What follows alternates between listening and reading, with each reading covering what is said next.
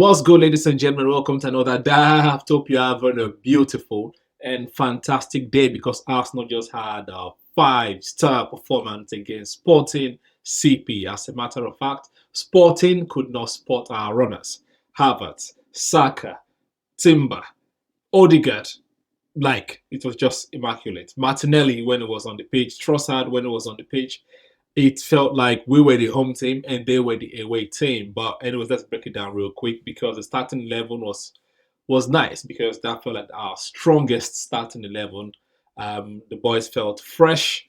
I was surprised Saka played to the end, but obviously Gabriel had to rest, so starting could not come on. But anyway, it was a good performance. I would say our starting 11 was fantastic. Like I said, it's the strongest starting 11 we've had in weeks. We started the game strong as well. We felt like the home team. We dominated the game. We had control of the midfield. Partey, Maestro, Odegaard was also running the show. It was amazing to watch. I usually enjoy watching the Champions League game, especially in this kind of games that we see our style of play work, not like the Inter Milan game. But the games before that and this one, like because it's not really fast paced and end to end, I get to enjoy our formation more. I get to see the fluidity. I get to enjoy how we move off possession from the 4-2-4 to the 4-3-3 to the 4-4-1-5. Like it's just mad. Like it's beautiful to watch. Our gameplay also worked because we knew they would always want to play from the back, so we basically just set traps for them. We let them play out from the back, and then we press them and cause them to make mistakes. And that actually gave us our first two goals: the one from Martinelli and the one from Havertz. Even the Havertz goal, if Havertz did not touch the ball, Martinelli would have scored because we caught their defenders sleeping. Like I said, Arujo and Diamande had terrible games. Saka, I'm sure they'll be having nightmares about Saka and Odegaard and Timber and Rice from time to time when he got into that position. Yeah, it was amazing to watch. I enjoyed seeing the combination of Timber, Odegaard, Saka. Yes, Timber, Odegaard, Saka. I enjoyed seeing that combination and Partey as well because Partey was. I don't know the word to describe Partey. He was outstanding. It was impeccable. I think apart from Odegaard, who is obviously the man of the match, the closest to be Saka and tied. Sorry, the closest to be Partey and tied with Partey will be Saliba because Saliba did not allow Gyökeres to rest. He was frustrated throughout the game. The third goal from set piece from Gabriel Magalhaes. That was also a good game, and I like him doing a variation of the Gyökeres celebration to kind of to tease him. I think Gabriel liked to take the Mickey. That's his style. Whatever, we're cruising. And second half, we ended the first half. Sorry, we entered the first half with a goal from Gabriel Magalhaes, and the second half they kicked off the second half in the first 2 minutes with their own goal from Trincao, if I remember correctly. But I think that was all they had. Yes, they huffed and puffed, but Saliba and Gabriel had Gyökeres unlocked. They had Marcus Edward unlocked, and they had Trincao unlocked as well. So I think Arsenal actually deserved the result that they got. Now this is the biggest win in the Champions League since 2008 against Fenerbahce. Another five-star performance then as well. And I enjoyed that Odegaard had a free role, and I also enjoyed that in the first half, Saka was closer to goal. It felt like Timber was playing like an inside right, occupying where Odegaard would usually occupy. Odegaard occupying where Saka would usually occupy, and Saka was in like closer to the post, which makes sense. Saka is one of our clinical finishers, one of our top goal scorers and creators. Obviously, you want him closer to the 18-yard box. So I enjoyed seeing that in the first half. That was our gameplay. In the second half, we went back to hugging his touchline, but it was fantastic to watch. So yeah, I think that's my overall reaction at this point in time. The game literally just finished about 10-15 minutes ago. It's quite late. I'm a bit tired. You can see from my eyes, but it doesn't matter. Let's do a quick player rating. Now to do a short video if I can and preview the West Ham game as well. So quick player rating. Everyone will have high backs apart from a few people. Saka, not Saka. Starting with David Raya. David Raya had a very good game collecting crosses. I think they had about 9 crosses, if not more. They had more corner kicks, not crosses. They had more corner kicks than we did, but he collected most of the crosses apart from the one for the goal. Could he have done anything better? Could Arsenal defense and Real have done anything better? I doubt it. It was just a very good goal. So good game from David Raya. Calafiori, I would say good game from Calafiori. Yeah, he needs to work on his defending. But that is not what Ateta defense demands from the left side of our game. So, but good game overall. Saliba, outstanding game, beyond excellent. Outstanding game for William Saliba. Gabriel Magalhaes, I'll also say an excellent game. He had an excellent game today. Then Julian Timber, excellent game. Thomas Partey, outstanding midfield maestro, outstanding game. Like everything went through him. I can count on one hand his misplaced passes in the game. Outstanding game for Thomas Partey.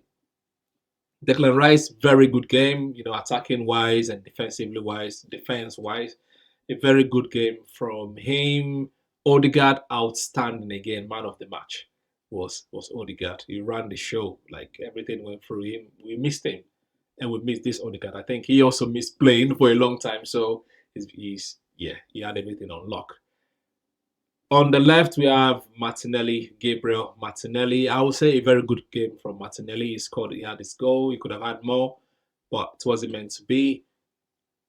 Bukayo Saka, excellent game as well. Excellent game for Bukayo Saka. And then Kai Havertz, I would say good game. He did his job. He scored a goal.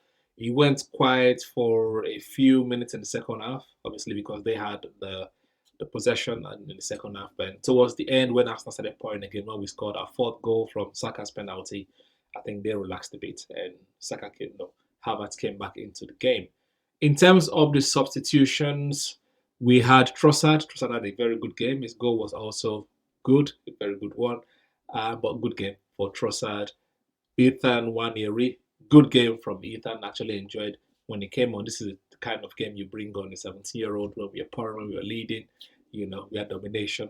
So he was enjoying himself on the pitch. So very good game for Ethan. Zinchenko, good game from Zinchenko. Merino, well, like I said, he still needs time to get into the team, or he's taking too long really to get into the team. But at least even that shot that he took, that the keeper saved, and it happened to fall on in Trossard's area for Trossard's goal. If that's his only contribution to the game, fair enough. So I'm going to say good game. We had a 5-star performance, so good game for him. And Kiwior, yeah, the second to the last action of the game with Gyökeres, he did well. He did well to hold his ground there. So also, I'll give him a good game. The manager, excellent game today. Excellent game for the manager. All right, those are the quick player ratings. You let me know what you think in the comment section below about my ratings, or give your own ratings as well in the comment section below. So let's pivot quickly to the game of the weekend, which is West Ham United at the Olympic Stadium. I think it's the last game on Saturday. Oh, it's going to be a tough one. West Ham are beginning to hit form. They're beginning to click and understand the identity, their playing style and identity under Lopetegui. So it's going to be a difficult one. West Ham is always a difficult game, but we do end up winning most of the time. In the cups, yeah, they tend to have an advantage over us, but in the league, more often than not, we've won. Okay, so I'm expecting us to do the same again. So let's look at some head-to-head together while I share my screen from Soccer Punter. That's my preferred destination to look at some head-to-head statistics. All right, so in terms of form, in the last 5 games, they've won twice, winning against Newcastle United Monday evening, and also they won against Manchester United at their ground, 2-1. They've had 2 losses against Tottenham and against Nottingham Forest, and they drew against Everton 0-0. We, on the other hand, we know we lost to Bournemouth and Newcastle. We drew to Liverpool as well as Chelsea, and we won our game first and 5 against Nottingham Forest at the weekend. That's the current form. In terms of the league form, 12 games have been played. They've won 4, drawn 3, and lost 5. We, on the other hand, have won 6, drawn 4, and lost 2. So we are we are the better team of the two sides, right? We're the better team of the two sides. But in terms of form, they have won. They've won twice and just had one in the last 5 games. In terms of overall head to head, um, we've met each other 39 times overall. 39 times overall. We've won 25, and they've won 7 times. And in the league, since Mikel Arteta took over, that will be his first game, 7th of March. His first game against them. Since Mikel Arteta took over, we've met them 9 times. We've won 6, drawn 2, and lost 1. Ironically, the 2 times we've drawn has been at their ground. We drew last season as well as in 2020-2021 season at their ground. Okay. Last season we lost at the Emirates. The return leg. That's not good. I don't want to remember that game. But yeah, so what am I expecting this time? I'd like us to smash that because we need to close the gap. We need to close the gap. But yeah, Manchester City are having a poor run of form, but they're not the ones that we should be aiming to close the gap on. It's Liverpool. Liverpool is playing Manchester City next. We're hoping someone is going to drop points. I'm hoping that Manchester City is going to win. I don't even want to draw, okay, so that we can keep closing the gap. Yes, you can say that if Manchester City wins, it's same thing again. But I don't want Liverpool to keep running away and the gaps are high. I'd like us to go on a run, but I don't trust Arsenal to go on the run. When we are winning, we are winning. If we draw one game, and there's going to be a bad run of form again. So, people should drop more points so that we can easily catch up. So I expect us to have at least a comfortable 3-0 or 2-0. I'll take it 2-0. The average so far on this win in the wins has been what? That took over 2-1, 2-0, 2-1, 3-1, and then 6-0 last season.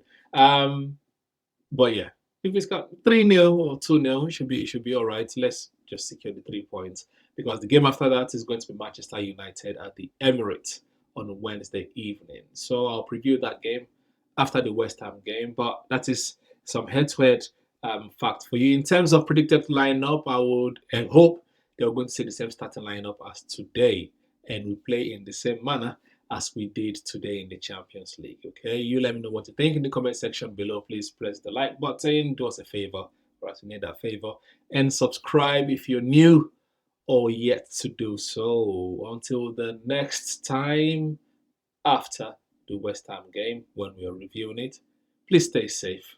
Check out Scatayan podcast and stay safe. Psst, psst. Oi, subscribe. Press subscribe. Thank you.